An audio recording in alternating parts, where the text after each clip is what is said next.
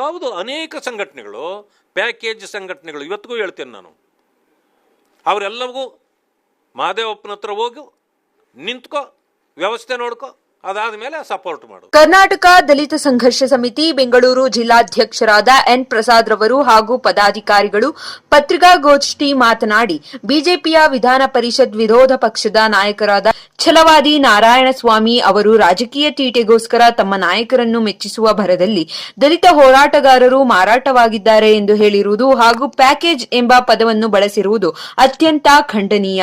Doctor ಬಾಬಾ ಸಾಹೇಬರು ಸದಾ ವಿರೋಧಿಸುತ್ತಿದ್ದ ಮನುವಾದಿಗಳ ನೇತೃತ್ವದಲ್ಲಿರುವ ಬಿಜೆಪಿಯೊಳಗೆ ಸೇರಿಕೊಂಡು ಇತರೆ ಪಕ್ಷದ ದಲಿತ ಮುಖಂಡರುಗಳನ್ನು ಟೀಕಿಸುವುದನ್ನೇ ಕಾಯಕ ಮಾಡಿಕೊಂಡಿರುವಾಗ ತಾವು ಎಷ್ಟಕ್ಕೆ ಮಾರಾಟವಾಗಿದ್ದೀರಿ ಎಂದು ಹೋರಾಟಗಾರರಾದ ನಾವು ನಿಮ್ಮನ್ನು ಪ್ರಶ್ನಿಸುತ್ತಿದ್ದೇವೆ. ಕೂಡಲೇ ಕ್ಷಮೆ ಯಾಚಿಸಬೇಕು, ಇಲ್ಲವಾದರೆ ಉಗ್ರ ಹೋರಾಟ ನಡೆಸಬೇಕಾಗಿರುತ್ತದೆ ಎಂದು ಎಚ್ಚರಿಸಿದರು. ಛಲವಾದಿ ನಾರಾಯಣಸ್ವಾಮಿ ಅವರು ಒಂದು ಅವಕಾಶವಾದಿ. ಏನಕ್ಕೆ ಹೇಳ್ತೀನಿ ಅಂದ್ರೆ ಅವರು ಯಾರಾದ್ರೂ ಸಂಘಟನೆಯವರು ಅಂತ ಹೇಳಿದಾಗ ಅವ್ರ ಹೆಸರು ತಗೊಳ್ಳಿ. ಎಲ್ಲ ಸಂಘಟನೆಗಳು ಕೆಲವು ಸಂಘಟನೆಗಳು ಅಂತೇಳಿ ಏನಕ್ಕೆ ತಗೊಂತೀರಿ? ಈಗ ನಾವುಗಳು ಇವಾಗ ಸಂಘಟನೆ ದಲಿತ ಪರ ಚಳುವಳಿಗಳಲ್ಲಿ ಹೋರಾಟ ಮಾಡ್ಕೊಂಡು ನಿರಂತರವಾಗಿ ದಲಿತರ ಹಕ್ಕುಗಳಿಗೋಸ್ಕರ ಮತ್ತೆ ದಲಿತರ ಇದಕ್ಕೆಲ್ಲನೂ ನಾವು ಹೋರಾಟ ಮಾಡ್ತಾನೆ ಇದ್ದೀವಿ.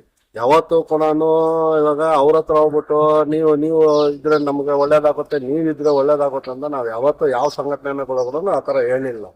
ನೀವು ಅಕಸ್ಮಾತ್ ನೀವು ಸಂಘಟನೆಗಳು ಈ ರೀತಿ ಅಂತ ನೀವು ಹೇಳಂಗಿದ್ರೆ ದಯವಿಟ್ಟು ನೇರವಾಗಿ, ಯಾಕಂದ್ರೆ ಇವಾಗ ನಿಮ್ಮ ಸರ್ಕಾರ ಇದ್ದಾಗಲೂ ಕೂಡ SCPTSP ಅನುದಾನ ದುರುಪಯೋಗ ಆಗಿದೆ ಅಂತ ಹೇಳಿ ಇದೇ ಸಂಘಟನೆಗಳು ಹಲವಾರು ಬಾರಿ ಹೋರಾಟ ಮಾಡಿದೆ. ಇವತ್ತವರೆಗೂ ಕೂಡ 4 ವರ್ಷದಿಂದನೂ ಕೂಡ ಯಾವುದೇ ರೀತಿ ಕಲ್ಯಾಣ ಕಾರ್ಯಕ್ರಮಗಳನ್ನ ಜಾರಿ ಮಾಡೋದಕ್ಕೆ ಆಗ್ತಾ ಇಲ್ಲ. ಯಾಕಂದ್ರೆ ಅದರಲ್ಲೂ ನಿಮ್ ಸರ್ಕಾರ ಇದ್ದಾಗ್ಲಿಂದನೂ ಇವಾಗ ಈ ಸರ್ಕಾರ ಬಂದ ಮೇಲೂ ಕೂಡ ಯಾವುದೇ ರೀತಿ ನಮಗೆ ಯಾರಿಗೆ SC/STಗಳಿಗೆ ಕೊಡಬೇಕಾಗಿರೋ ಸವಲತ್ತುಗಳನ್ನ ಕೊಡ್ತಾ ಇಲ್ಲ. ಈಗ ಅದ್ರ ಬಗ್ಗೆ ನಿಮ್ ಮಾತಾಡೋದಕ್ಕೆ ನೀವು ಇದಿಲ್ಲ. ಅಧಿಕಾರ ಅವರು ಇವಾಗ ಕಾಂಗ್ರೆಸ್ ಅವ್ರದ್ದು ಅವ್ರದ್ದು ಏನಿದೆ ನೀವು ಎತ್ತಿಕ್ತಾ ಇದ್ದೀರಿ, ನಿಮ್ದೇನಿದೆ ಬಿಜೆಪಿ ಅವ್ರದ್ದೇನಿದೆ ಕಾಂಗ್ರೆಸ್ ಅವ್ರು ಎತ್ತಿಕ್ತಾ ಇದಾರೆ. ಆದ್ರೆ ದಲಿತರ ಪರ ಯಾರಾದ್ರೂ ಕಾರ್ಯನಿರ್ವಹಿಸ್ತಾರೋ ಯಾರಾದ್ರೂ ಒಬ್ರಿದ್ದೀರಾ? ಯಾರು ಇಲ್ಲ.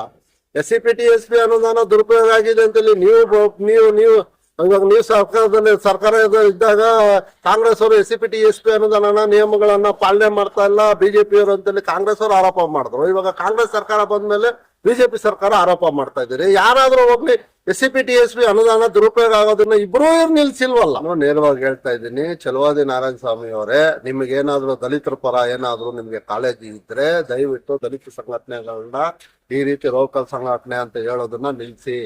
ಈಗ ನೀವೇನಾದ್ರೂ ಅದನ್ನೇನಾದ್ರೂ ಕ್ಷಮಾಪಣೆ ದಲಿತ ಸಂಘಟನೆಗಳ ಪರ ವಿರುದ್ಧವಾಗಿ ಮಾತಾಡೋದನ್ನ ಅದ್ರ ಪರವಾಗಿ ನೀವೇನಾದ್ರೂ ಕ್ಷಮಾಪಣೆ ಇದ್ದಲ್ಲಿ ಮುಂದಿನ ದಿನದಲ್ಲಿ ತುಂಬಾ ಇದು ಎಫೆಕ್ಟ್ ಆಗುತ್ತೆ.